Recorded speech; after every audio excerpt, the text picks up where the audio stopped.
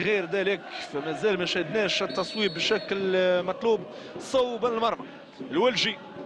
نبيل الولجي يهيئ نفسه يعيد سيناريو بركان، لا رجعت الكره من جديد، تصويبه ممتازه، فرصه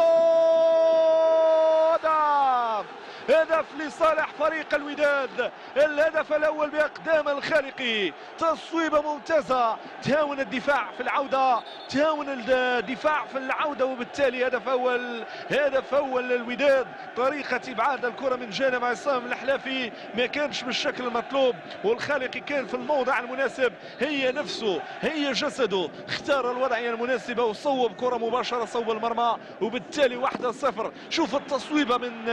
مالك او من بكاري كوني، ابعاد الكره ما كانش بالشكل المطلوب، ما كانش بالشكل المطلوب من عصام الحلافي، وهدف يؤزم وضعيه فريق الوداد الرياضي الفاسي، وهدف على الاقل يمكن نقولوا جاء في هذا الوقت الاول في ال 13 دقيقه الاولى من الجوله الاولى، يعطي فرحه خاصه لجماهير الوداد الرياضي الفاسي، للوداد الرياضي، واكيد ان الوداد الرياضي الفاسي يبحث ليعود في المقابله. سنشاهد رده الفعل على اعتبار انه مازال الوقت مازال ما انتهتش الامور، وبالتالي خصنا نشاهدوا رده فعل من جانب الوداد الرياضي الفاسي، هل ستغير من مجريات المقابله ام ان الوداد القادم من الدار البيضاء سيبحث اليوم لان يكون صاحب الغله الكبيره. عموما هي مقابله تعرف مجموعه من الاحتمالات، لكن صافره الحكم السيد عبد الرحيم اليعقوبي القادم من عصبه الشرق الذي للاشاره يقول